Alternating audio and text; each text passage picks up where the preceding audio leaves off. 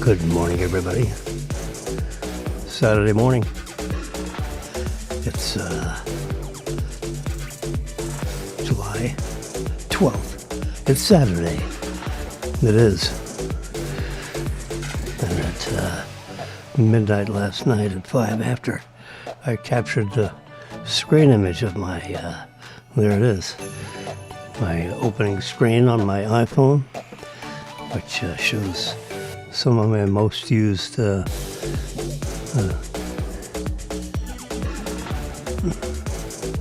icons, apps.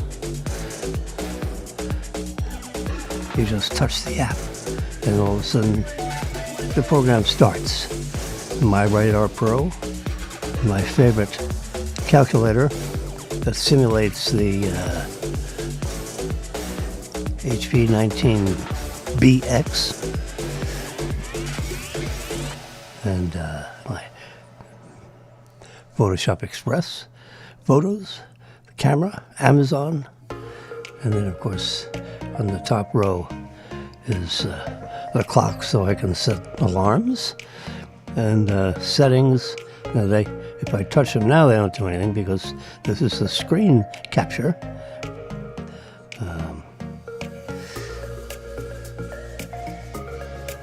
Over here on my iPhone, we could see such things over here. But I can show you the Tesla right here in live color.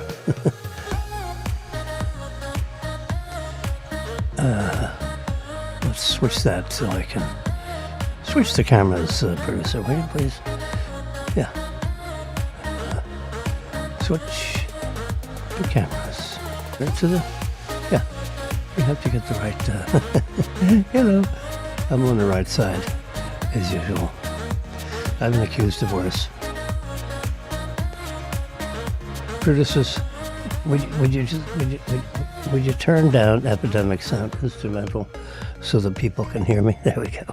Thank you very much. Boy. I have good internet signal today. Facebook, I think on YouTube Live. We're supposed to be a simulcast, but I think Facebook took the turnip. They left. And then I get this message says, you want to continue this broadcast without Facebook? And I say, hell yeah. Get with it, baby. So why at 7:06 in the morning with 60 kilobits per second uploading speed when I only need 17? I get rid of Twitter. Twitter comes and goes too often, so I figured, I'll save a little bandwidth. I'll turn this on. May have to change the setting here. I turned it on super high quality video, and I turned it on super high quality audio, which it sounds pretty good, right? Everybody tells me my voice is clear as a bell. Clear as a bell. That is known as an idiomatic expression in the English language if you're an English student, which of course I'm not. It's my mother crammed it down my throat when I was 7 years old. I used to drive my mother crazy. If some person is ahead of someone else, I would say in head. Now, how I got in head instead of ahead is beyond me. But when your little tiny computers, sometime, when you're 4, 5, 6 years old, your brains are, like sucking in all this knowledge. You're learning all this language skills and watching, these little babies, they just look right into your face, like facial recognition stuff. Understanding expressions of the face with the language skills. We're going to find. Now this is a unprofessional Jimmy conclusion based on absolutely nothing but a little common sense if babies are always watching mama's faces, I mean, you can see it. If you have a little weasel of your own, they watch your face. Oh my God! And then they eat, and then they go to sleep.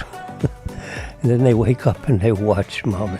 Now, if mama has a mask on, this poor kid is not getting all that facial recognition, all that full facial expression stuff, and the winkling of the nose, and the shape of the lips, and sideways this way and sideways that way, and the eyes get bigger and the eyes get smaller, and everything about your face when you're speaking to your baby. Now, if you have a mask on while you're doing that, remember COVID? Everyone had to have masks. These kids were wearing masks when they were, around each other, in the neighborhood or in school, and then they stopped school in some places, and oh my God, what a mess. So now the masks are on all the time, and these first graders, second graders, third graders, fourth graders, they can't see the facial expressions of their friends when they're trying to communicate with their friends. Like speaking to their friends. All of a sudden this voice comes out from underneath a stupid mask, which does nothing, by the way. I liken that to trying to catch mosquitoes with a chain link fence.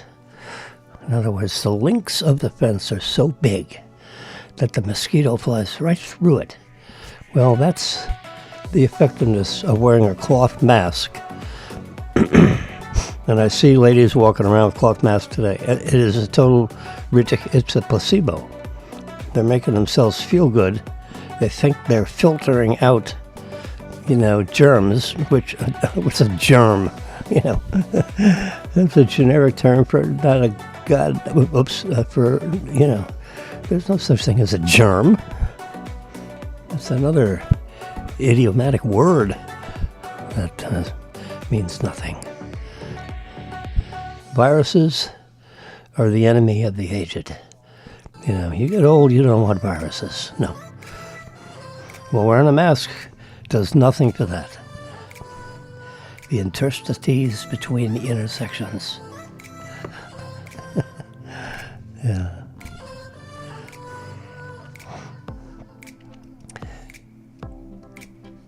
If you look microscopic, take it up to about 500 power. Get a wide-angle lens on your microscope and put it on your... I was going to buy a microscope during COVID, and turn it right here. I'm a bacteriologist. I took so much bacteriology and, oh my God, biology. Thisology and thatology. I took every damn thing. 142 hours. I was not so good at second year German. First year German, for that matter. You had to have German because it's a chemistry major. I mean, it was really ridiculous. The academic, whoever set the academic standards for getting a chemistry degree, had to have 2 years of German. So you could read the textbooks that were written in German, the ancient textbooks of chemistry. And if you wanted to do research, you had to be able to speak German in order to read the textbooks of ancient chemistry, formulas and prognostications and all that stuff. Which is, I Google it. There were translators, they were a while ago, 40 years, 50 years ago. Absolutely. It's easier just to grab a German guy and sit him next to you. Let him read it to you. No, you had to learn German yourself. Well, I'll tell you what, I was a train wreck. I don't know, it's like a mental block. I couldn't learn German to save my fanny. All right. What am I looking at?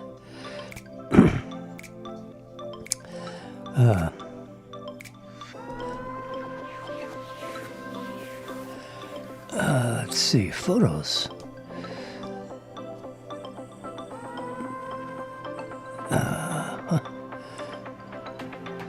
Where is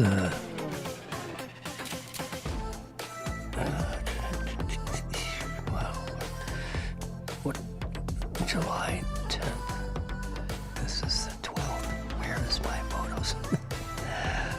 People and pets, memories, favorites, recently saved.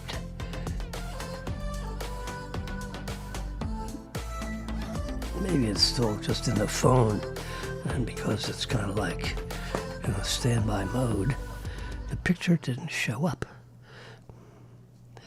The show-uppins. I wanted to show you something. Oh, there's photos. Let's shrink that sucker down. There we go. Now, where's that picture I took with the flags? This morning. There it is. You can't see that. That doesn't help. It's 7:15. All right, I'm going to select. We're going to do a little. Let's see what we got.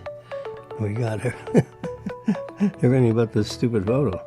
All right, let's not select it. Let's cancel that. There we go. I'm going to make it a favorite. Does that help? Bingo. There it is. Just have to learn how to use your own device. Okay, look at that picture. And we're going to immediately go to Photoshop Express. I'm going to give you a little photo lesson here at 7:15 in the morning, because you're also alert, you're awake. You've been awake since 4:30 in the morning. I got up, I was like snappy at 5:30 this morning. Here I am, talking to all you guys. All right, so there we go. Now we're in Photoshop Express, which has just about all the tools that one needs. So we're going to go over here to details, if I can find it, adjustments, and oops, I'm going to go right over here to dehaze. What? And watch what happens to the sky. Ooh, yes, sirree, Bob. We had a bright yellow sky this morning. And we had the flags, so we have to turn up shadows to brighten those flags up, right? Because that's in the foreground. We turn it backwards, and the flags get darker. We don't want darker. We want brighter. And the highlights, which is that cloudy, that yellow stuff, we've got to calm that down a little bit so we can see the blue in the sky. That looks epic. And we can do a little clarity, sharpen this up just a tad. And that'll, all right. And we can just do a little noise reduction to make that picture, just smooth it out, right? And then we're going to come up here to the save button in the very top corner. There's a little arrow down with a box. The arrow up you can do, but the simple way, arrow down in the box. And it says, your picture has been saved. Well, thank you very much. We're going to close that. We're going to close that. We're going to go right back to photos. And recently saved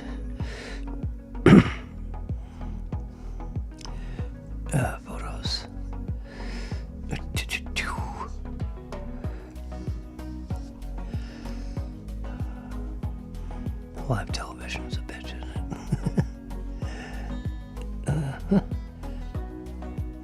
There we go. Bingo.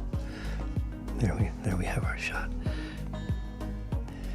I'm going to put a favorite thing on there.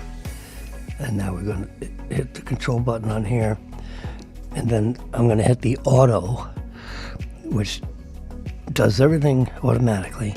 And then when we go down and pick some of our favorite, we're going to turn the black point darker. Yeah, that deepens up the colors a little bit. We're going to turn up the colors a little bit if we can. The color temperature, we want to make sure the flags are white.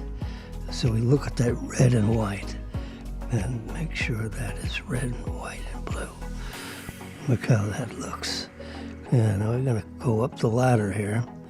And this is brightness. We'll run that up and down and see what turns. We're going to go right about there. So the sky looks perfect. So now we're doing the color balance on the flags. Now we're going to come up to contrast, and we're going to run that up and down. Oh yeah, we're going to reduce the contrast so the flags pop. That's, no. That looks a little mushy-wushy. We want them to pop. Those flags look beautiful. Shadows. Now this will brighten up the flags too. Yeah, look at that. So the nice thing about these sliders is, well, should we turn it up or turn it down? Well, how about this? We turn it up and we turn it down, and we look at the picture and look at it, you know, like look in the middle of the picture, but take in the whole picture. Can you do that? Like with your peripheral vision? Look in the center, but have your concentration on the edge of the picture, even though you're looking at the middle of the picture. Now, anyone can look at the edge of the picture, but then you're not looking at the middle. You know, so if you do that, it may be, you know, the middle of the picture is the middle of the picture. So you have to use your peripheral. Hold your device about 18 inches away from you, you know, from your face. And you slide that up and down, looking at the middle and paying attention also to the edges. And that flag is popping right there. And you see the sky is bursting with energy. And we ride the slider up and down. Now we're looking at the top of the picture, the middle of the top, and we're sliding it up and down and right about there. See, it's a value of 15. So, Professor, I think we should use a value of 15 on the highlights. Oh, yes, I agree. Now, how about brilliance? Where do we want to have that slider? Look at the middle of the picture and slide it up and down. And we're going to deepen the flag a little bit. We're going to slide that brilliance up just a tad. Actually, it's going to be at the value of 1. Now, this is a blast from the past. When you adjust the exposure, that's like, whoa, now we're pulling the rope by all ends hard. This is a hard pull. So we're going to go easy on the exposure because we push that up and it goes there. We push it whoosh, and we burn it all out. So we want to balance everything, and we're sliding it up and down and up and down and decrease the amount of up and down until you get, look at that, I'm actually increasing the exposure like about 12%. Wow, I wouldn't have 8%. Look at that, or a value of 8, I should say. Now that is spectacular. Hit the done button on the very top right. It is now done. And there we are. Look at that. Whew. Does that pop? Good morning, America. I took that this morning. When did I take that this morning? Just a brief, we're in photo mode right here. See, here's all our photos. Bingo. I'll take that one right there. The one we just worked on in Photoshop. And you see, You can see the edges of the little flagpoles on these flags that we have on our balcony, which Marilyn puts up every year, twice a year. And now if I pull up on the photo, I'm just going to put you can see my thumb over here, and I'm wiggling it. I'm just going to touch the screen and lift up. And what do I get? I get all the EXIF data. EXIF data. That pulls it right off the header of the picture. In the picture, in hexadecimal format, is just imagine there's a whole, the top edge of the picture which you cannot see unless you pull up on the picture. And then it shows you everything on here. And we're gonna add a caption, and yeah. Good morning. 2025-07/12/ what time was it? It was 6:46. I'll just say 6 a.m. There we go. It wasn't 6 a.m. I think 6. See if I can do this.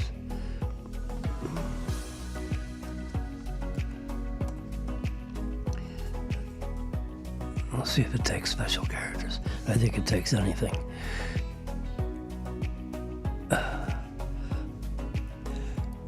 We're going to go up here to... Oops.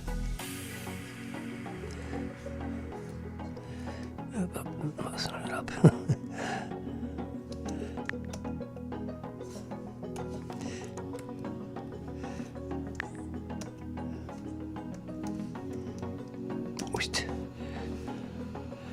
Good morning, Boca Raton, Florida.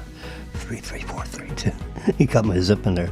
All right, we're done. Hit the done button. Now that picture has a caption, and it is in the EXIF data permanently forever. So 20 years from now, when Daniel takes a look at my photos at Boca Raton, Florida at 6:46 a.m., he can pull his thumb up on that photo and see Good Morning Boca Raton, Florida. 2025-07, 12th day of July at 6:46 a.m. And it's in the EXIF data permanently. And you can see there's a whole list of things here.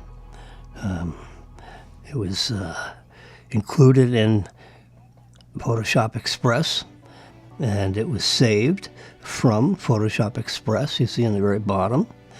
I'm going to hit show in all photos. You bet your booty going to show it in all photos. And there's there you go. Marvelous photos that we worked on, favorites. Here we go. That's it. Started out like that. Now it looks like that. That's a little wishy swishy. That's straight out of the camera. And here is with, this is how it looked. You know, it didn't look all swishy wishy. So the camera was, needed a little help. So we gave it a little help. So we're going to unheart. We're not going to make that a favorite. We're going to make this a favorite. And you can see why. Look at that. That's sunrise in Boca Raton. I'm going to show you something else I did last night. I think I'm going to show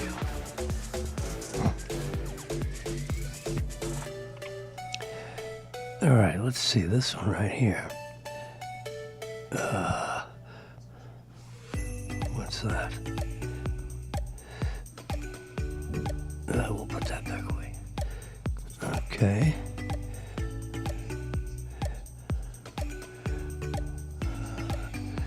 Do I have videos? Yeah. Now, what I'm going to show you today since we're playing with photos. And we're going to go to my favorites. And we can see. Now look at that. That is a picture of the moon, which I like. You can see these craters and stuff. Oh my God. I mean, it's a picture of the moon with an iPhone. Yeah, really. When? Lift up with your thumb, and what do we have? It was taken at 9:53 p.m. last night. There's no caption. It's just it's the bull moon, something like that. Some kind of moon.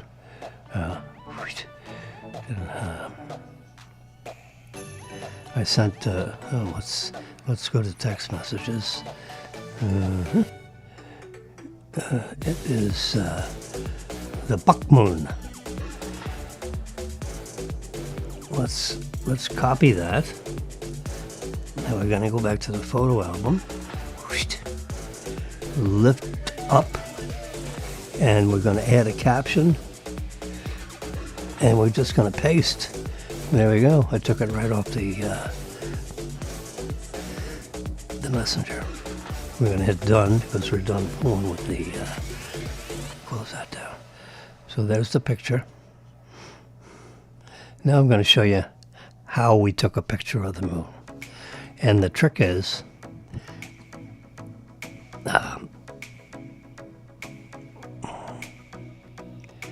we're going to go to videos. I took a video of the moon. In other words, you don't snap a picture in photos. You slide the little tab over on your phone to video. Okay? What do I mean by that?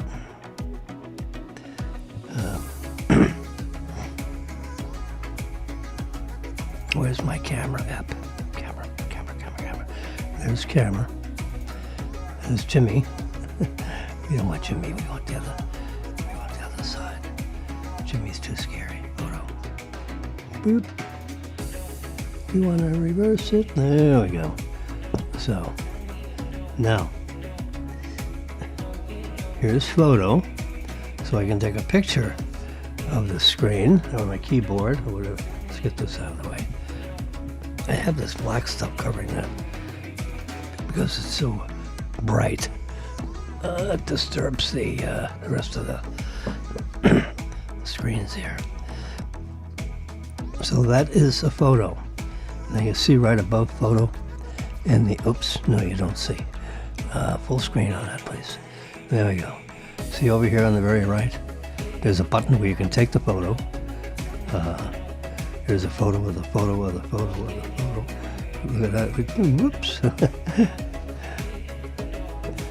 Or the button right above it says video. You go to video, and then this red, then the button turns from white to red, because that's like, get ready fans, in the very top of the image you see like a clock. So now I'm going to press the video and then move it, and that's a video actually being recorded right now. And turn it off. So that was a short 5-second video. Now we're going to get out of this.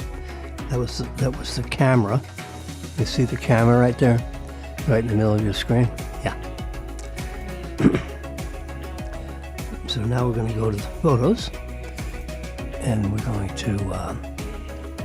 You can see it just added it because everything skipped over. You see, there's the little short video.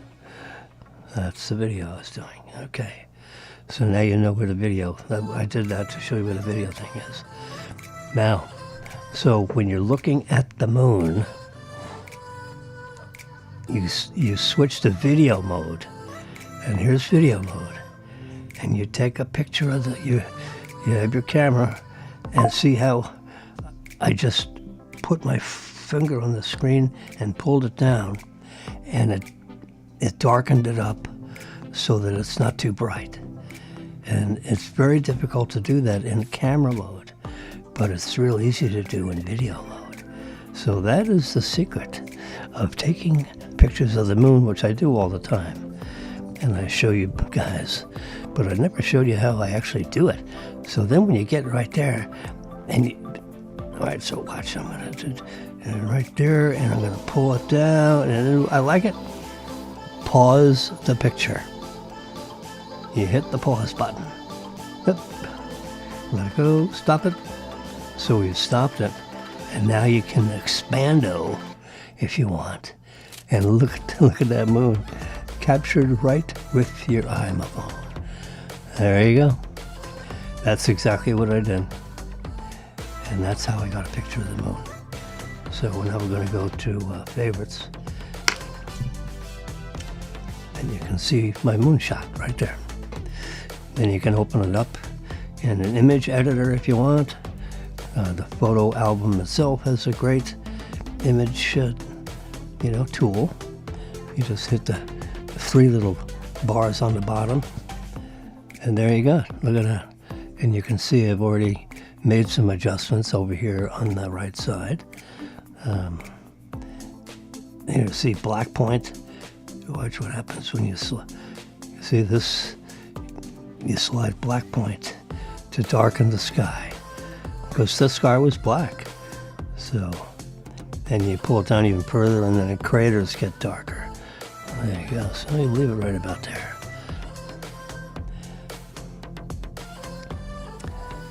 Contrast. You turn that up and down, and you can see how that affects the photo. You see, that's what you do. You slide it up, slide it down, and you try to use your mind's eye to determine what did it look like when you were taking the picture, when you were taking the video.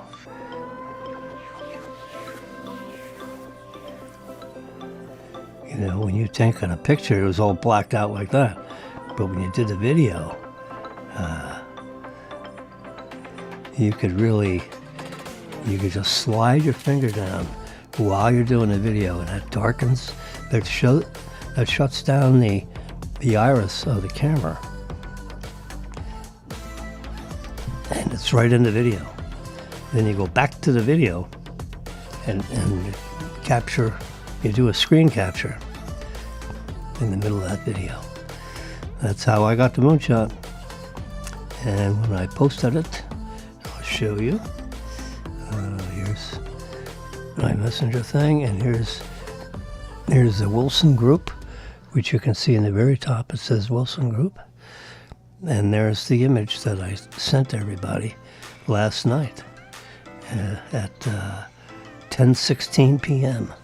So it was about 20 or 30 minutes later. And you can see my statement, Boca Raton Moonrise, the Buck Moon, captured with my iPhone 16 Pro. There you go. I sent it out to everybody. It's official. Not so official. Here's a little, we cover a lot of topics on this. But that's why I have these pictures, because it reminds me of what I should be yik-yakking about. And I'm trying to be helpful. So I'm over here on this side, and we got, how many of these I got up here? I was supposed to have 2 of these up here, and I just tucked them behind this. And I basically cover up the keyboard of my magnificent MacBook Pro, the Air version of MacBook Pro, 15-inch.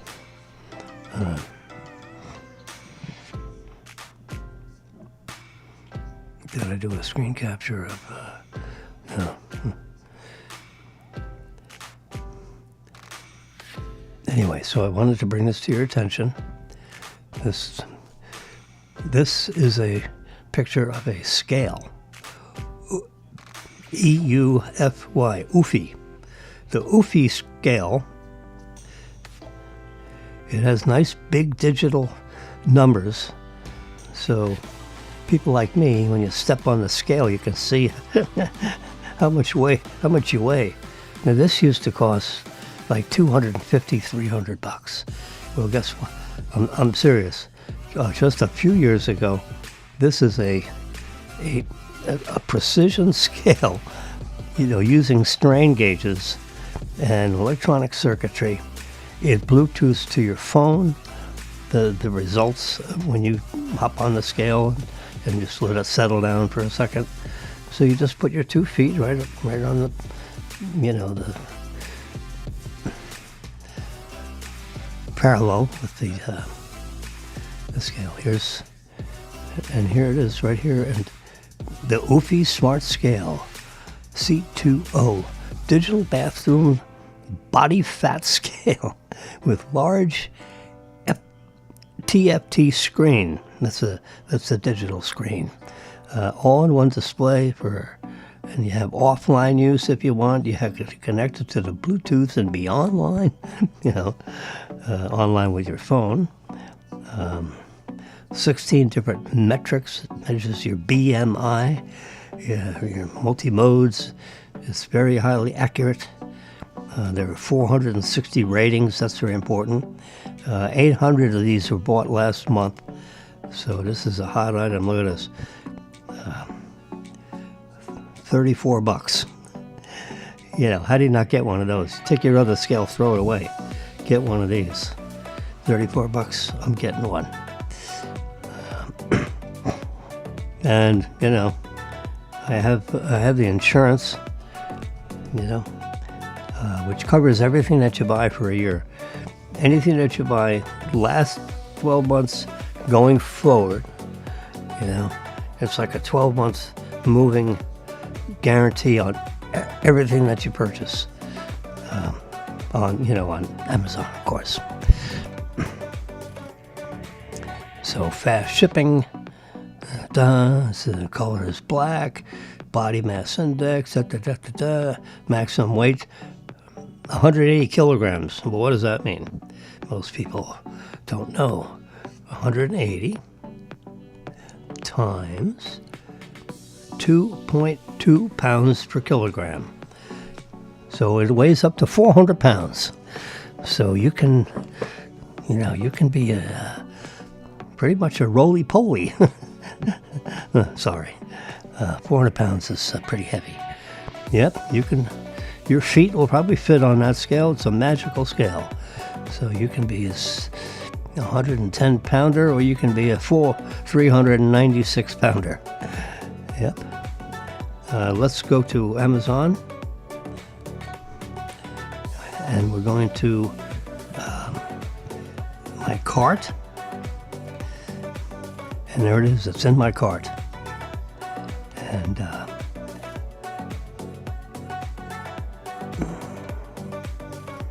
there it is. 33%. It's like one of those super duper sales that go away. Is down 33%. I don't know. Looks like a pretty good buy to me. You go across the line, there's a whole bunch of other ones. You know what? Forget the other ones. You get the one. They must have millions of these. See protection included over there. And whoops, you can't see it. Oops, let's go full screen. There you go. See protection included. That's because I have that insurance coverage, which you can buy for $16 a month. Everything is guaranteed for a year. Something happens to it, you call up this insurance thing, and it's already added to cart. It's already in my cart. So I'm going to proceed to checkout. Yep. And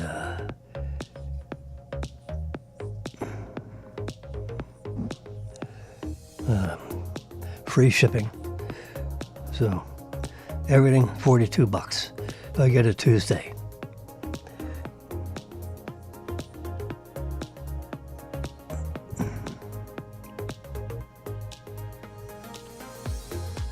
No. I want do not allow Amazon to reduce packaging, because then they just put a sticker on the box like you picked it off the shelf. No, you want the protection of that cardboard box that Amazon puts it in, so this thing doesn't get squished. And then you got to deal with a return because it's squished and it's damaged. I just did that. I bought a carbonator and I had to return it, and it was like $220, and it was a headache. But I did it, and they replaced it. But the box got completely destroyed. But when it was shipped, someone stepped on it, or I don't know what.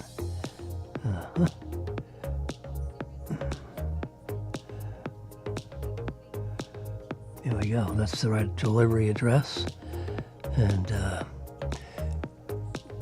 bingo. I'm gonna place that order. Yep, that's a good one. Bingo, bango, boom. So now I go to the little button down in the middle on the bottom, and then I click up here at the top where it says orders, and there it is, arriving Tuesday, the very top. And they say thank you very much, and it says ordered, and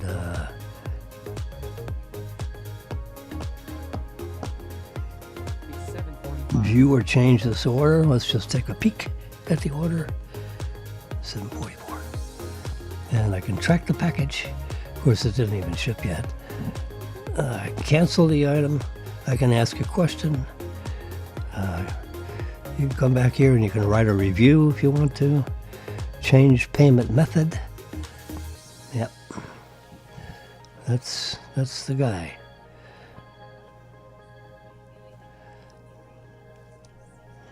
Okay. That's my tip of the day. Is the scale.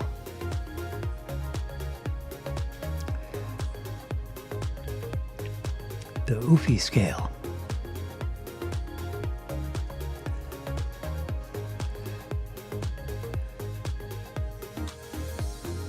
Let's go back to Amazon. Orders.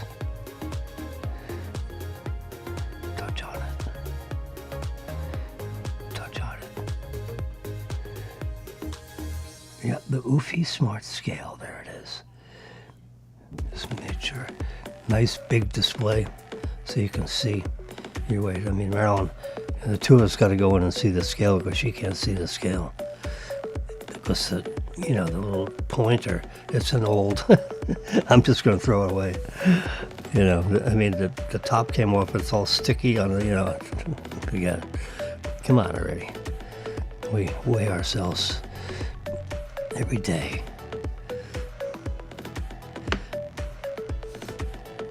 Messages, we did that.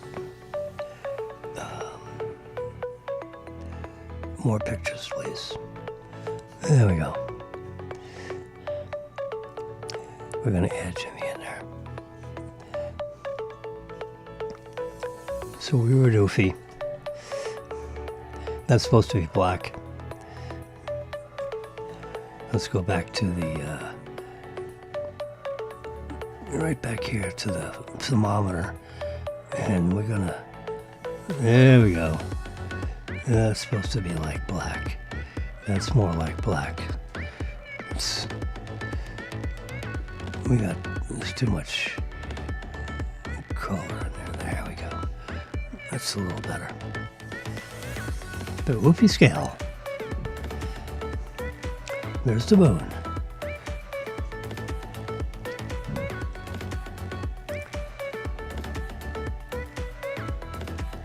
Well, there was a major crash. Palmetto Park Road. Some lady drove right into an FPNL pole and bounced off of it. And apparently it was blocking traffic on Palmetto Park Road going, I think, eastbound. Or,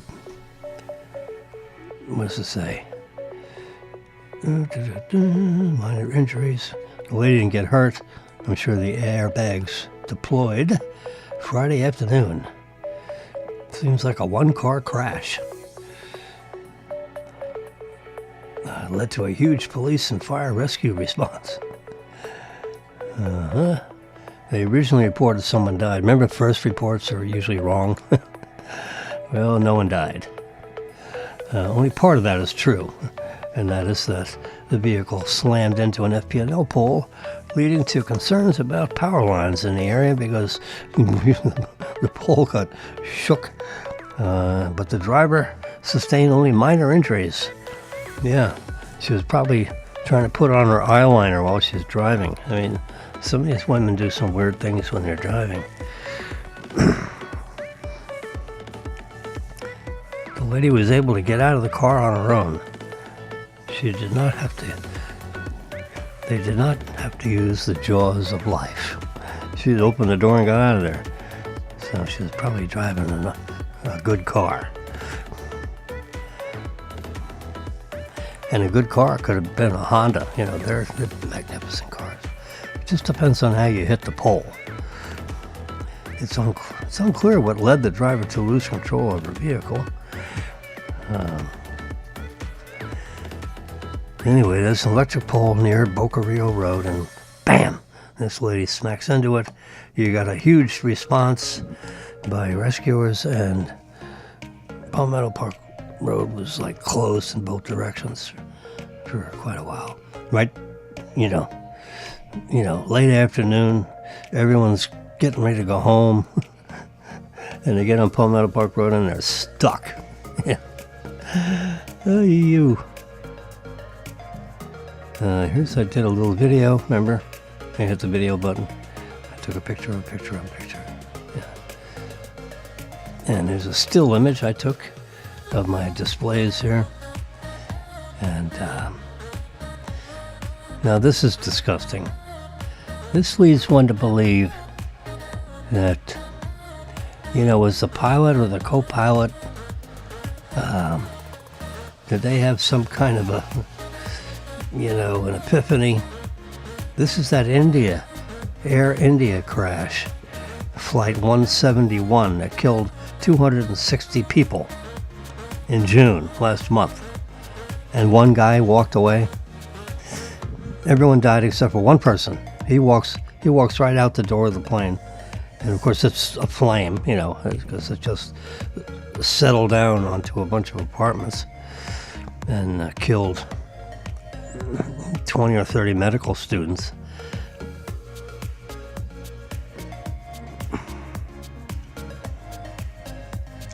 Brighten this up a little bit. Turn a black point. I'm like a photo editing almost everything I look at. So there's the airport, right? So it does a little loopy-doopy up here. Now it's coming down right here at 13:18 p.m. That's the last signal after the wheels left the ground. And the plane is coming up, and then all of a sudden it loses power and settles down right on top of this apartment and crashes. And crashes right on top of where a bunch of doctors had a, you know, they were like in medical school. So they're, you know, like 30 of them that are dead. Anyway, listen to this. Just seconds after takeoff, both of the 12-year-old Boeing 787 Dreamliner fuel control switches were turned off. This comes right off the flight recorder. The fuel switches, there's a switch for each engine number 1 and engine number 2. There's a little thing to protect those switches so that you have to turn them to off. And they were put in the cutoff position, starving the engines of fuel and triggering total power loss. That's what a pilot would do when they're done with a flight. And they go over to the gate and this and that, and before they open up the doors, they put those switches. It's in the procedure manual. There's a manual. You know, it's in red. Don't touch the switches in flight, because the fuel will be starved from the engines. Literally, it's a cutoff switch. And that's what they call it, cutoff. Switched to cutoff. It's clearly marked on the switches. And both engines stopped. And that's why you saw the plane settle down. You can't pull up or all that kind of stuff. You have no power. And by the time you figure out what the hell's wrong, you can't just turn them on. I mean, you can turn them on, but, then the engines have to rev up, and it takes, 5 or 6 seconds to get those engines revved up to the proper speed, to have the proper thrust come out of the back end of the engines, and by then, you're into cutting down trees and buildings with your fragile aluminum aircraft. Yeah. Cockpit voice recorder captures one pilot asking the other, why did he cut off?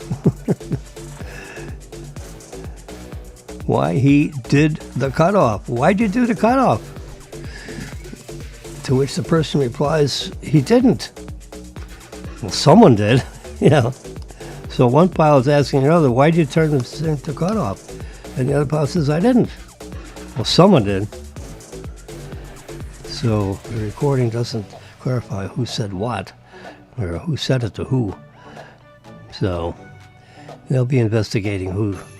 They're going to zero in on that big time, because if those switches were to cut off, you can't blame Boeing, you can't blame the engine manufacturer when someone in the cockpit turned that to cut off. Maybe there was a third person in the cockpit that was not speaking, that just reached. It's right down on the panel,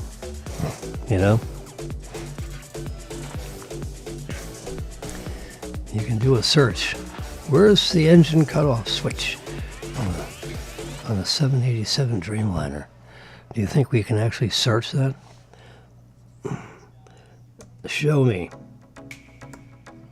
Show. Oh, let's put a W on there. Show me. 737 fuel. CUTOFF switch. Show me the 737. Oh, let's put a space in there. And it's not cutoff switch. It's cutoff switch. And that's switch. Oh, crap. I'm going to get back up here. And SWITCH. Let's try that and see what happens. See, now it brings up the articles and videos and fuel switches cut off just before the crash. Oh shit! I mean, that's just disgusting.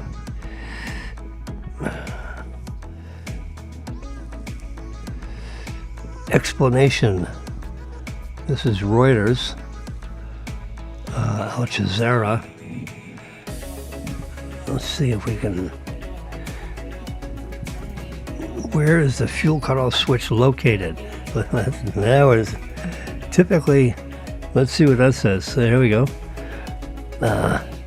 It's in blue there. Oops, let me shrink it so you can see it all. There we go. Typically located in the... What?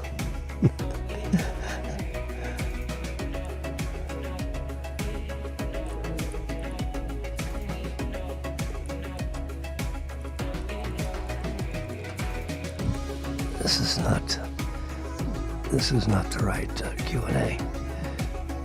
Let's try this. You have to be careful when you're doing your research. We're doing research right now. Preliminary investigation does not portion blame on Boeing 7, no blame yet. We're investigating. And, you can get an idea. Look at it. That's like the tail thing. Look at there's a person there. To give you an idea how big this aircraft is. Huge.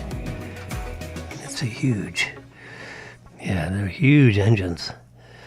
Oh boy, when they spin up, they're millions and millions of dollars a piece. And Trump, he owns a 757 personally.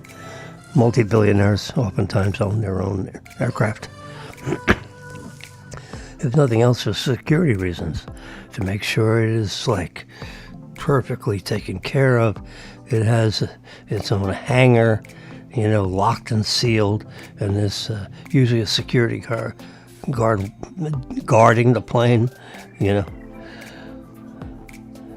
So the switches, after the switches flipped, the Dreamliner immediately began to lose thrust and sink down. It just sank right down like a duck,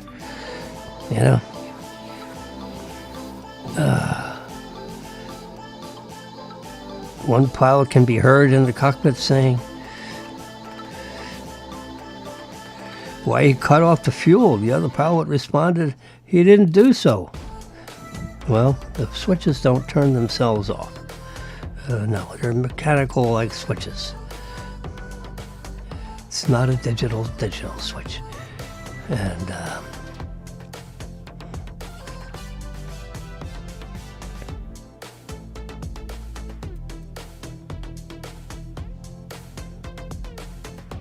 And we don't know which pilot said "Mayday, Mayday, Mayday" just before the crash. Well, what is everyone going to do? That's just telling the air traffic controller, duck for cover. Phew.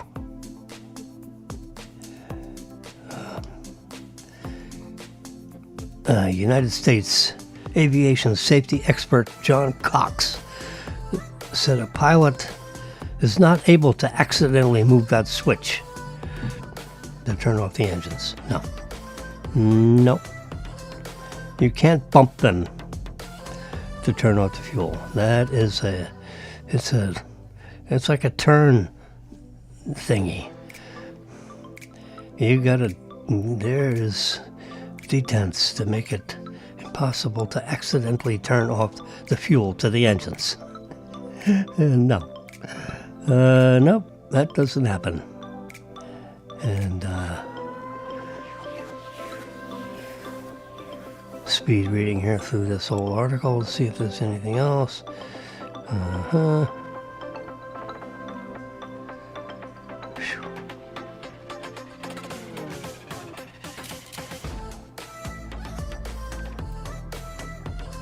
But Boeing is they make aircrafts for all the airlines, so anytime there's a crash, it's usually Boeing involved, because they make airplanes for everybody. Reuters, let's see if Reuters has anything new to add. There's the crash building. I'd love to see a picture of the cockpit and show, so we can go up to the search. Let's see, we could go back. There, show me. So let's go to images. And there we go. Let's see. There we go.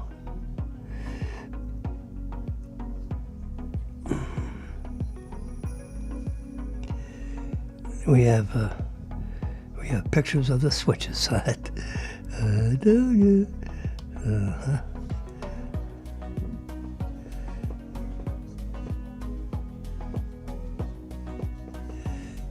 So let's touch one of those just to get the bigger view. No, that didn't work. Let's go back. There we go. We'll just do this to make a big view. Fuel control. Now these are big, fat switches. You see this right here? There's things in the way, so on both sides of those switches, so you can't, like, your arm couldn't accidentally, no.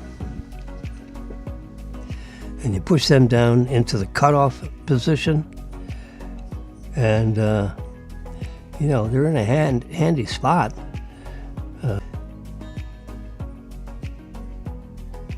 But accidental turning, we'll do a little print screen of that.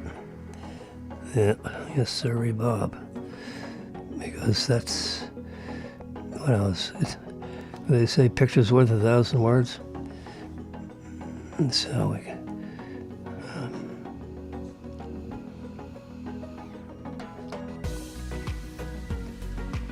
just looking at some of these other examples. We have the back button. Whoops. Touch screen, you don't want to. There you go. Here's another. See, now normal is up. That's in the up position. This is a 737 MAX aircraft. Now you see this, there's a bar right there. You got to lift that bar and then push the switch down in order to cut it off. Because the last thing you want to do is drop your iPad on the switch panel and, turn those engines off. No sirree, Bob. We don't. I'm going to leave the caption up on the top of that. There we go.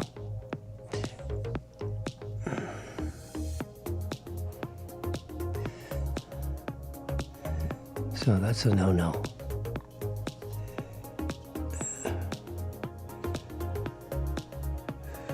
Different aircraft have these switches in different locations.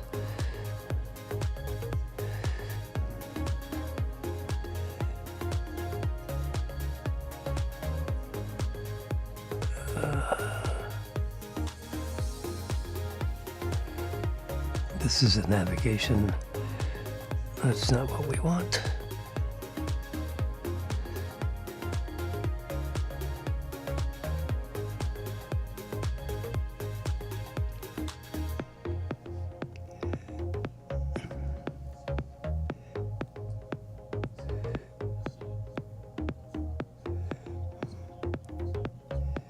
You're familiar with these levers that they push up to rev the engines up.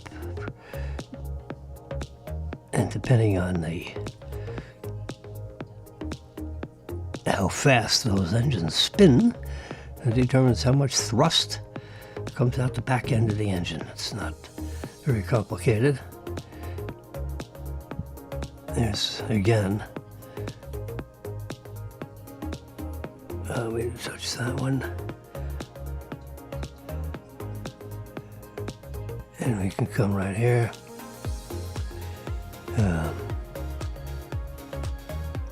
Fuel pumps. You see here, 1 and 2. You got these big switches, left and right, 1 and 2. It's, they're very, when you're in flight training, and I was in flight training, not for this aircraft, but for a much smaller aircraft when I was a youngster, a young lad. My roommate in college got his degree in teaching, so this is an idea of a cockpit, okay? And whoops, oh boy, I'm trying to see if I can do an expando on this. Oh, so this just gives you an idea. Let's see if I can touch that, make it bigger.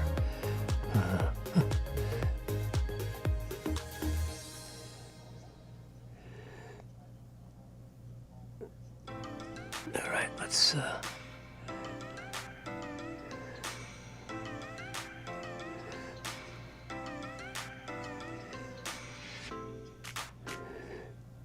I'm trying to get this expanded so you can see it better.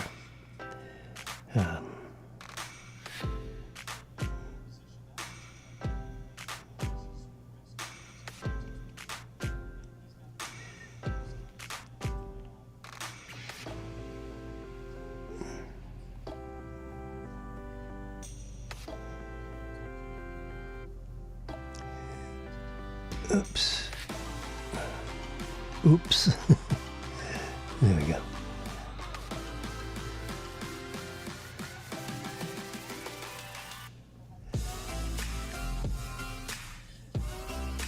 So here you can see, the switches.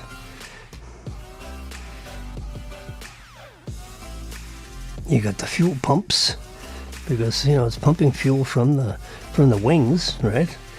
To the engines, through fuel lines. And so this, you got to reach up to turn the switch off. It's not hanging around in some place where you could accidentally bump into it. I'll do a print screen of this. This is not the same aircraft, but Boeing makes them all. And you see the pilots reaching around when they're starting up the aircraft. They turn these things on when it's time to, get the aircraft ready to take off.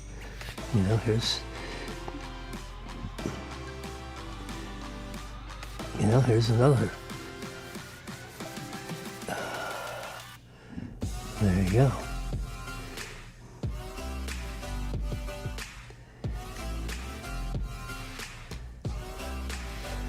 So they're nice big switches because you got to make sure those suckers are in the right spot. And they're clearly more, anyone that knows how to fly an airplane. Of course, most people don't. But anyway, you got those, they're, in the down position, it's like off. The middle is idle, and up is in a position to take off. And we had another picture of that over here.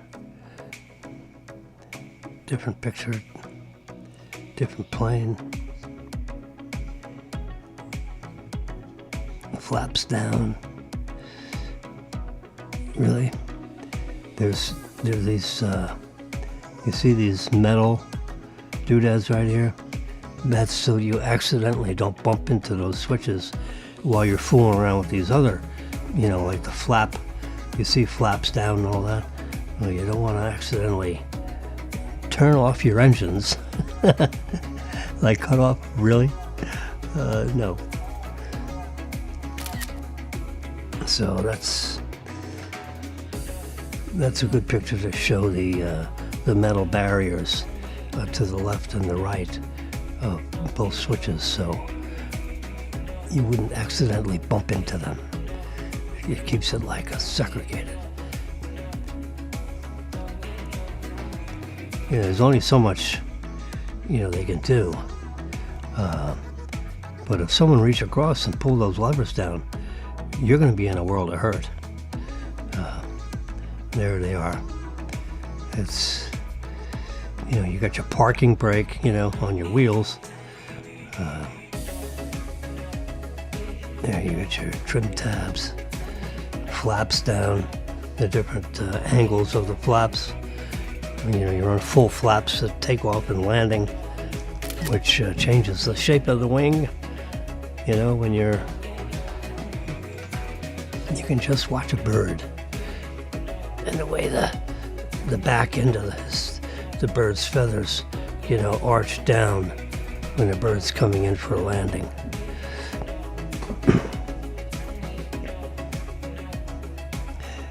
you don't normally catch a bird.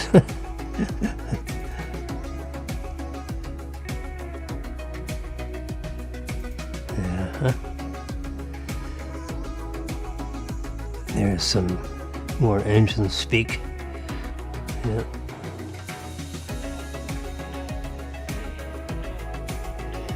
That's how those engines work. There's some of the gauges they got. You got the oil pressure, the oil temperature. I was flying an airplane, and the pilot was, talking back to the passengers. This is a private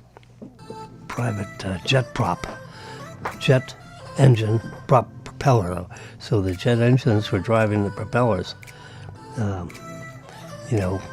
Big engine on each wing. So I said, Jimmy, take over the controls. I mean, he's watching me with one eye and watching the other people with the other eye, so to speak. But, we were up at safe altitude, like 35,000, 37,000 feet. And I'm flying along, and, you can turn the plane this way and you can turn the plane that way. And, just getting the feel of, it's just, this big duck. There were 7 or 8 passengers on there, me and my wife, a friend of mine and his wife, and my boss and his wife, like 8 of us flying to Jacksonville. Flying to actually up to New Jersey to the big Alabama football game. Alabama versus whatever national championship game. 80,000 people stadium. So we take off from Tampa Airport, and we get up to climbing altitude, and we're right over the middle of the state. And the pilot, he says, so I jumped up into the co-pilot seat, just to watch what's going on, just to, not to disturb the pilot any. And he said, you ever fly one of these things? I said, well, not this exact aircraft. I've told him there's a few aircraft that I've, like a Saberliner jet. I've flown one of those. I've flown, very simple aircraft, like a Cessna 150 and a few things in between. But in my earlier days, we owned a 7-passenger Saberliner. I flew that, a number of times because we owned the aircraft, and the pilot would, give me some initial instruction kind of thing on how to fly one of these things, which is, it's very easy. I mean, it glides around, it's really a marvelous sensation to, because when you drive a car, it's just 2-dimensional. You get left or right or straight. There's no up or down. But when you're in an aircraft, you have this 3-dimensional, where you can, pull it up, and the aircraft, comes up, climbing, right turn, and you change the ailerons so the aircraft, goes like this during the turn, so that the passengers hardly don't even notice the turn, because you have the centripetal acceleration such that, if you had a cup of water on the tabletop, the cup of water would not spill. It wouldn't slide. It would, just stay stationary on the tray table if you had one of those. Whereas if you made a turn without, dipping, the wing during a turn, the glass would, tend to slide in the opposite direction of your turn. But if you use your ailerons and dip the right wing when you're making a right turn, the glass would not slide off the tray table. You can imagine how that feels. Anyway, so I'm flying this airplane. It was the nickname for the aircraft, for those of you that are familiar with flying, it's called Fat Albert. The big fat plane, is like a big body for a 12-passenger plane. So you almost don't have to duck. Now, if you're 6'6", you got to duck. But if you're, your typical 5'8" or 9 or 10 person, it's got a big wide body for a little tiny plane, for a small plane. Anyway, so I'm flying this plane. I'm up 37,000 feet, and I'm watching the gauges, and I'm looking out front. We're way up high, so it's not like I'm going to fly into a building.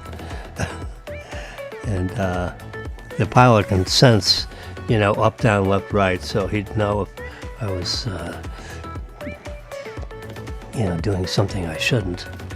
Because the air traffic controllers, they tell you which way to go. You have to be on a setting of 270 degrees. You better be doing that, or the controllers are going to get in and say, excuse me, flight 171, where the hell are you going? You're supposed to be flying, at a course of 270 at 37,000 feet. What's going on up there? They don't take no for an answer. You just think to get in an airplane, just fly anywhere the hell you want. No. No, you have a flight plan, and you're going from X to Y, and you just do it. The only traffic jams you're going to meet are traffic jams at the airport, because the air traffic controllers are going to tell you what altitude you're going to be at, what speed you're going to be going. They're going to tell you which direction you're going to be heading, because they have your flight plan. And they're going to say, Jimmy, where the hell are you going? Anyway, so I'm flying this airplane, and I'm looking at the gauges, and I'm looking out front, through the windshields, and I'm looking at the gauges, and I'm looking at the left engine, and I'm looking at engine number 1, I'm looking at the starboard engine and the port engine, and the pressure, the oil temperature and the oil pressure in engine number 2 is rising, and it's continuing to rise. I look at engine number 1 temperature, it says 192 degrees, and the other engine temperature says 292 degrees. So I tap the scale, because it's it looks like a mechanical, it's a little round measuring readouts, not digital. So I'm looking at those, and I said, "Hey, Captain Bill, I think we have to shut down engine number."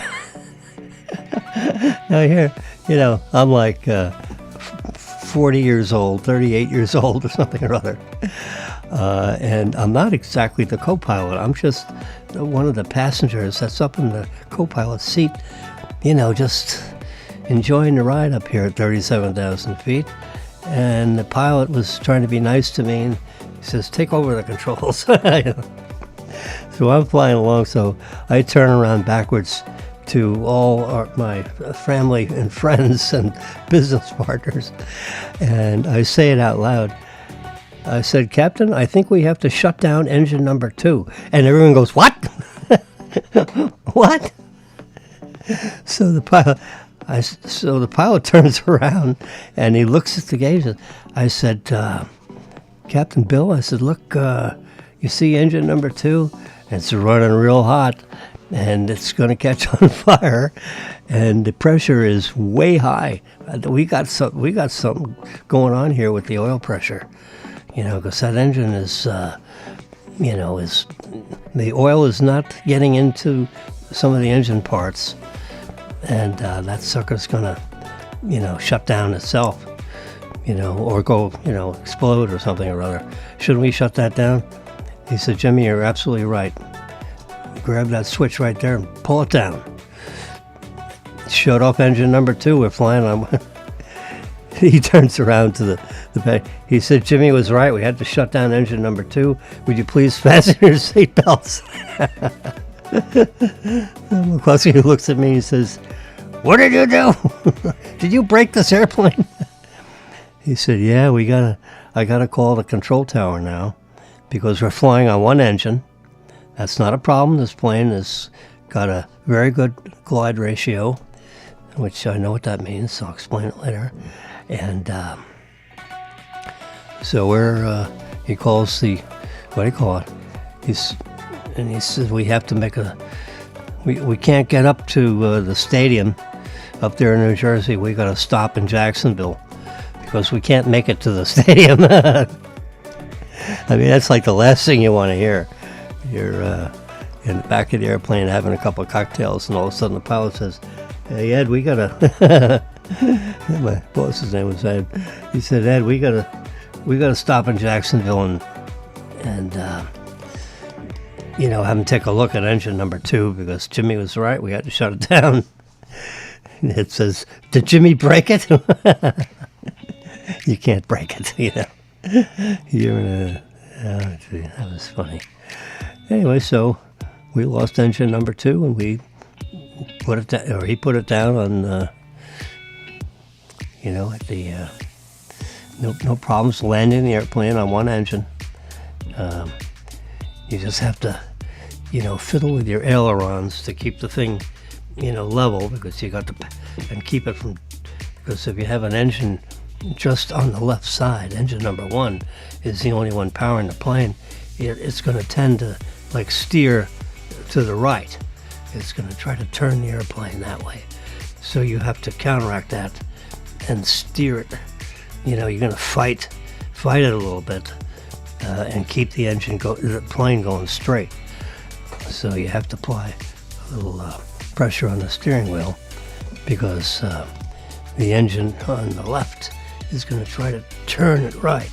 So you have to then turn the steering wheel a little bit, the yoke. You got to fight that back a little bit to keep the plane going straight ahead. Because you want those wheels all lined up on the runway so you don't spin out and flip the airplane. Which is, these people in the back, they don't want to hear anything about, spinning and flipping and all that, And it was, it was not, it was an emergency. It was, to me, it says, you're not going to get on the next airplane. You're going to stay back here with the rest of us. He said, no, Jimmy did good. He said, he was exactly right. He looks at me and says, how the hell did you know that? I said, well, I read a lot about this stuff. Read. You learn all kinds of things. There's programs. I'm trying to think of the program, back 25 years, 30 years ago, that was made for a Microsoft computer, flight something. I think it was a Microsoft application you could buy for like $10 or something, or $20, maybe $20.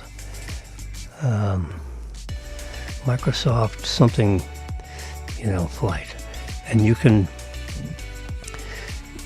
get the complete control panel, for a 737, a 747, a 757, a 707,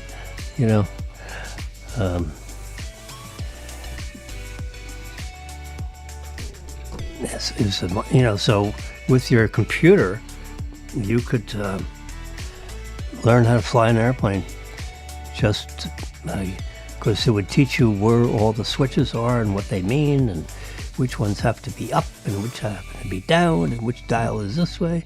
It teaches you how to, speak with the control tower. That's important.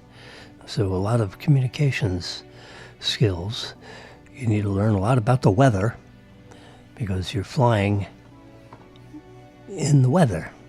The weather may be calm or the weather may be not calm and everything in between. So you have to learn how to deal with the weather. Yeah, that's like really important.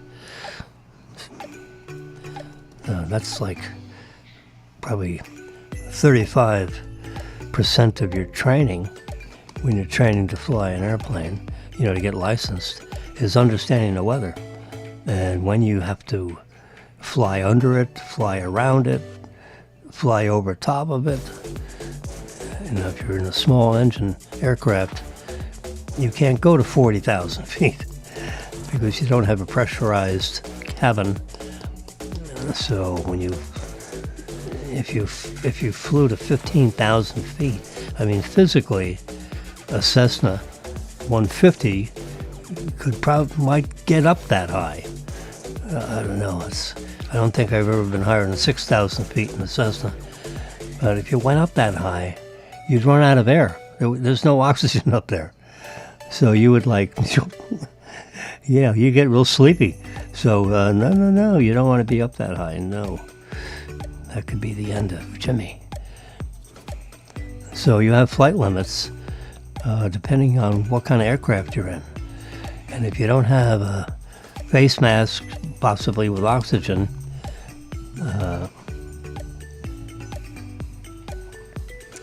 you don't want to get above 6,000 feet. 10,000 feet is like you're at Mount Everest. So you don't want to get that. And plus, it gets very cold up there. And if you don't have the proper, heat treatment and so forth, you freeze. So that's a problem. Yep, you freeze like you're in the freezer. Because it's, when you're flying at 38,000 feet, the outside temperature is like minus 32. So that's a deep freeze. And somehow or other, that outside air got into your cabin, you'd all freeze. You'd all be dead in, a couple of minutes. That would be terrible. That's what happened to a famous golfer that used to wear the socks all the way up to his knees, the knickers. Yeah, Payne Stewart, his aircraft had a leak. The cork blew out. There's actually a port, a P-O-R-T. It's a hole in the aircraft. And if that plug pops out, then cold air can get into the aircraft and freeze everybody. Yep. And Payne Stewart was solid as a brick of ice. When he crashed, they had to crash the plane. They used a couple of jets. There's no remote controlling of these things. There should be, but there isn't. Tesla, Elon, devise that, please. It can be done.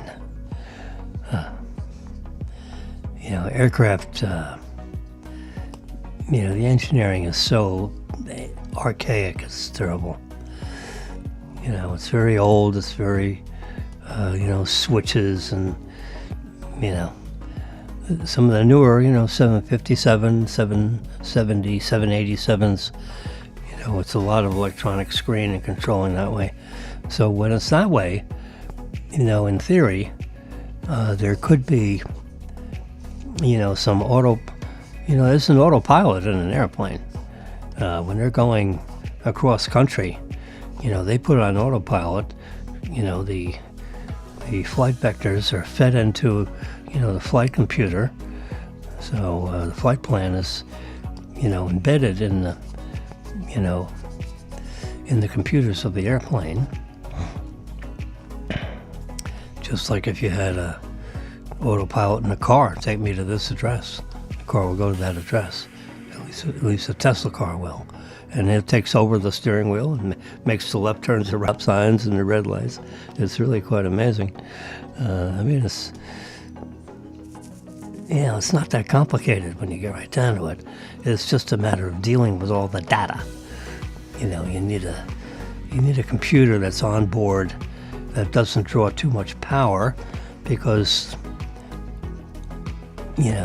Tesla wants all the power as much of the power as possible, given from the battery to the motors, so you get the maximum range.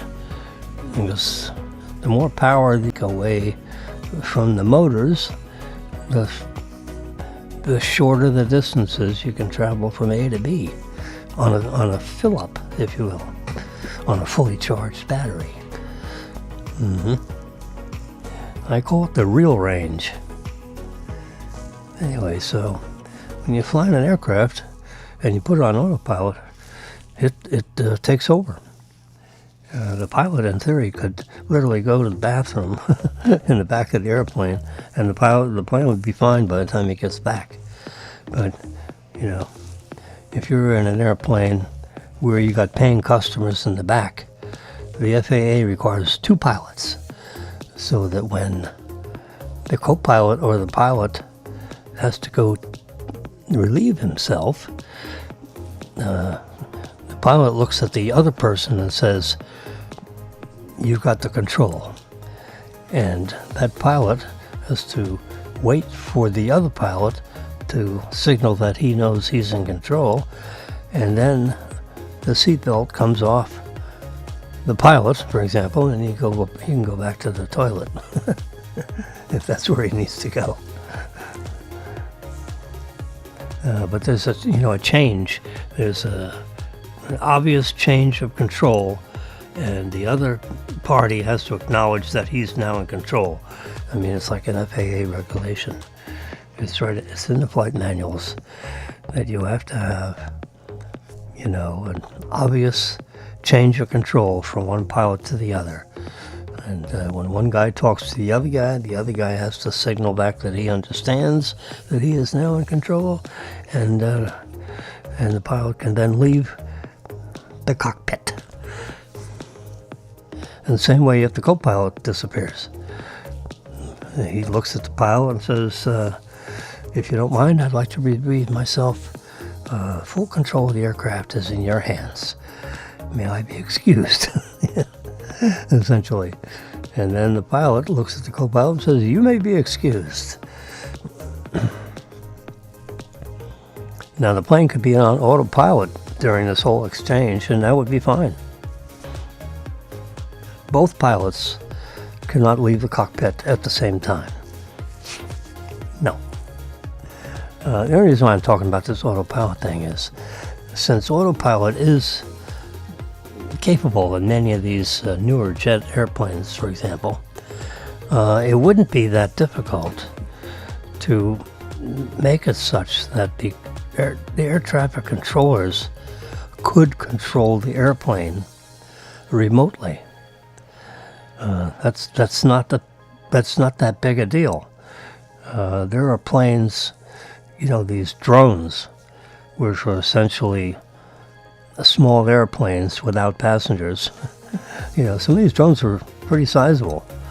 30 feet long, and 25 feet wingspan, and they can be big.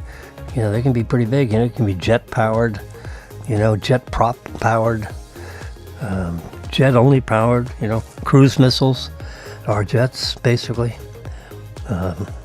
High powered jets with small wings that flap out of the center of the body of the cylinder. That's maybe 14 inches in diameter and 15 feet long, with a powerful explosive, for example, a cruise missile. Now those are programmed. The flight plan, if you will, is put into the flight computer on board on a cruise missile. It's literally a flight plan. You're going to fly up, you're going to take off, from the submarine or wherever the hell it takes off from. We're talking about a cruise missile. And then you're going to fly. You're going to fly, and you're going to be, a hovering high speed, 600 mile an hour, 700 mile an hour, and you're going to keep that sucker, about 25 feet above sea level. 25 feet above the ground. And you're going to fly over this mountain, and you're going to fly back down. But the whole flight plan of the path from A to B, B meaning bomb, the bombing target. The A is where it takes off from. When it goes from A to B, the flight plan is in the flight computer, inside, where the flight computer is, in the cruise missile.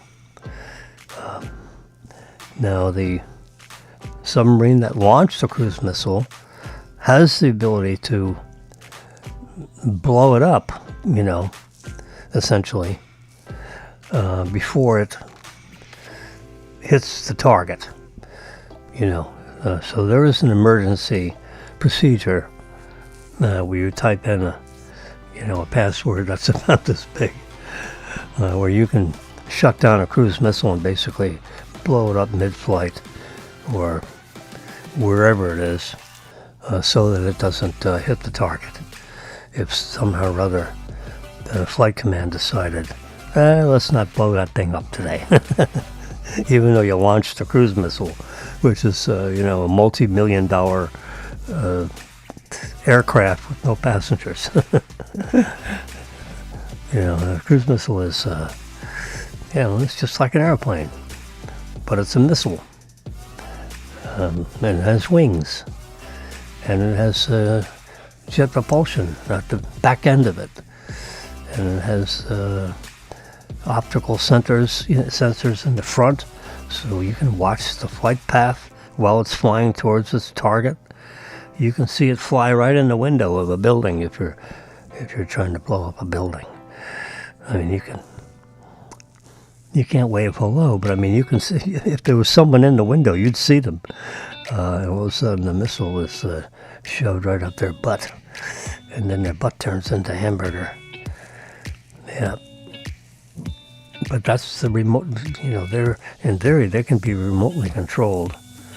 They can be steered away from its intended target, fly it over the sea, but they just don't let them fly around until they run out of fuel. They blow them up in flight, and then the parts, land in a cornfield or land in the Pacific Ocean or wherever. Anyway, so there should be remote control capability in a cockpit, in case something happens to the pilots. Some kind of gas gets emitted and they faint, and you got 300 passengers in the back. And what's the odds of someone in the back knowing how to fly a jet airplane? I've had some flight experience, but to land one of those suckers would be, it's one thing to practice when you're empty, what's in the back, and if you do it right, they live, and if you don't do it right, everybody doesn't live. So that's a lot of pressure. It's like flying a building, because you're 20 feet above the runway, so you're up 2 or 3 stories above the ground, so it's hard to judge where the wheels are when and you're kind of like in a nose up a little bit position when you're landing anyway, so that puts you even higher above the runway. You need to practice that before you have 300 passengers,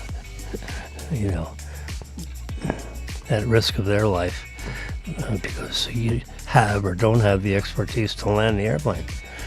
You have to have the right speed, the right glide angle coming in. If the angle is too steep, you're going to jam the wheels into the runway and maybe collapse the landing gear.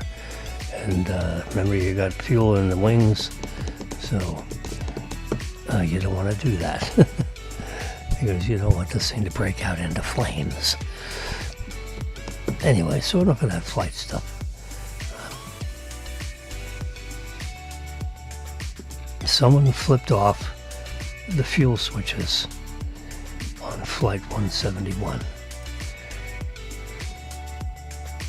The flight recorder shows the switches in the off position, and we've got the pilots talking to each other about why is that cut off? Who turned the cutoff to the off position? The cockpit voice recorder captured one pilot asking the other why he did the cutoff. To which the other person replies, "I didn't turn it off." Well, why are they off? You can't go back and forth too many times because the airplane is going down. Boom. It went boom. And, when an airplane, strikes the ground or hits a building, remember all the fuel is in the wings. So you have this inertia of all the fuel going forward. So the front end of the airplane gets bathed in jet fuel number 2 as it's exploding and burning and all that. So usually the chances of a pilot surviving something like that is slim and none. People in the back of the airplane have a shot though, because remember you have all this inertia and all the fuel going forward, and you're backward in a sense in the back of the plane. So it makes sense that people towards the back of the plane would have a better shot at surviving, depending on what's involved with this crash. Now, the guy that walked out, there's one person that walked out of Flight 171. 260 people perished, but one person walked out. He was sitting in seat 11A, I think it was. So everybody since then has been trying to get, a single passenger. They're all trying to buy seat 11A because that was the survival seat of this one guy that walked out of the airplane when 260 people just perished instantly. What the hell happened with this one guy? I'll tell you what. He said the right prayer that morning when he got up early to catch that flight. And there's the flight path. Straight line, boom, went right down. Someone turned off the engines. Turned off the fuel pumps. That's what you do right before you open up the airplane so that everybody can get off the airplane. In other words, the airplane comes up to the gate, those two switches are turned off because you don't want fuel running into the engines when you're, at gate number 42. No, they get shut down. That's what happens when everybody gets turned off. The engines have slowed down to a stop, so you don't have a lot of blade action in the engines. We don't want any rotational issues. There's a procedure, and those switches are flipped down when it's time to get out. When it's time to exit the airplane. Yeah. So on that happy note, at least we know what happened. Now the question is, who turned them off? Was there a third person in a cockpit that turned them off? If you're mid-flight, if you're at flight, the most dangerous part of flying is the takeoff. Because until you have airspeed going over the wings, you don't have the control of the airplane, as soon as it lifts off the runway. So you're going from 0 to like 200 knots to get enough airspeed over those wings to lift the airplane off the ground. So the power of those engines is you only have so much runway, and then you run out of in So you got to get up and out of there, in in a hurry, because as soon as you get up to about 190 knots, you're going to rotate that airplane and start taking, which means you're going to rotate the airplane so that you take off. That's why the back end of the airplane has an angle to it, so that when you rotate, the tail doesn't scrape on the runway. So when you get up to about 200 knots, you're going to go into rotation, and you're going to take off at about, the the vertical speed is going to be like 700 feet per minute, maybe more, 1,000 feet per minute.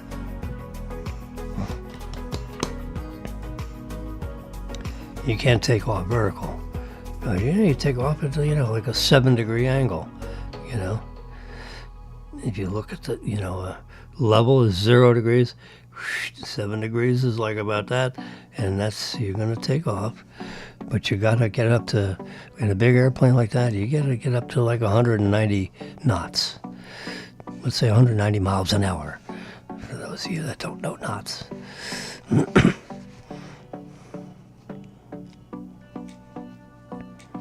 And that's assuming you have no wind in either direction. Now, if you got a 20-mile wind in your face, if you're flying into 20 miles an hour of airspeed, you could basically take off at 170 miles an hour ground speed, because you got a 20-mile-an-hour wind in your face.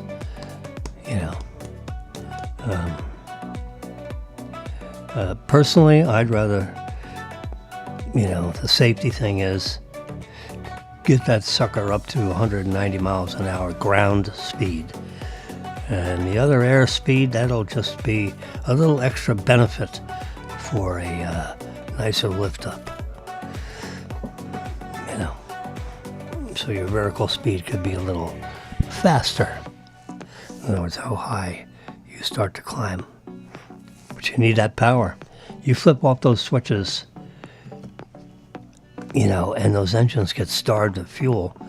When you turn them back on, it takes a while to spin those engines to get the power back. It's likely going to land if you just turn them on and turn them off, that could possibly create a crash situation on a takeoff. Now, if you turned off those fuel switches, you put them on and you turn them off, when you're in the flight, you would have some time to recover. You lose some altitude while you're trying to spin the engines back up. But you don't want to cut the power. You don't want to cut the fuel line, to the engines in flight. It's not safe for the engines. And, if you had an engine on fire, for example, you might turn off the fuel pump, to that engine. You're flying on one engine, you're going to turn off the other one. That would be a reasonable reason to turn off engine number 2, because it's frickin' on fire. So let's not feed it fuel if we can turn off the fuel pump, so to speak. That'd be a reason to turn it off. But you want to be damn sure that, that engine is inoperable. Because once it's off, you may never get that sucker running again. When you got 170 people or 270 people behind you, you have to be careful what you do, because you got 250 lives that are depending on you making proper decisions. So you need to be alert. No alcohol beverages 12 hours before the flight time. They have specific rules on what you can eat and drink before you're, on the flight schedule. Yeah. They've had pilots that smell like scotch, when they're entering the aircraft. And the stewardesses, they're trained to pay attention to that. And if it's not right,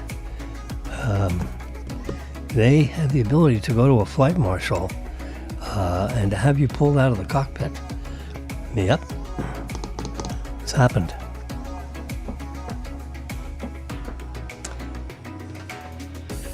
It's 8:53. Marilyn has a nail appointment at 10. She has an alarm set for 9, but I'm the backup alarm. So I want to make sure she, that's why I have this beautiful picture here of the sunrise this morning at 6, what was it? Lift up on the picture, 6:46 a.m. Yep, I remember. I took it. Beautiful flags waving in the breeze and the sunrise behind a bunch of storm clouds in the distance. That's the sunrise this morning at Boca Raton. And I always close out the show. There, it's 8:55. That's my 5-minute warning. It's time to get out of here and get Marilyn up. This is an early morning Saturday broadcast. You can listen to it at any time during the day on Facebook Live, YouTube Live. It's a simulcast between those two networks. So you have a great Saturday, and we'll speak to you probably early tomorrow morning. That's optional. I haven't actually booked that flight. But anyway, you have a great day. Take care. Be happy. You can't do today over again. So make the best you can of today.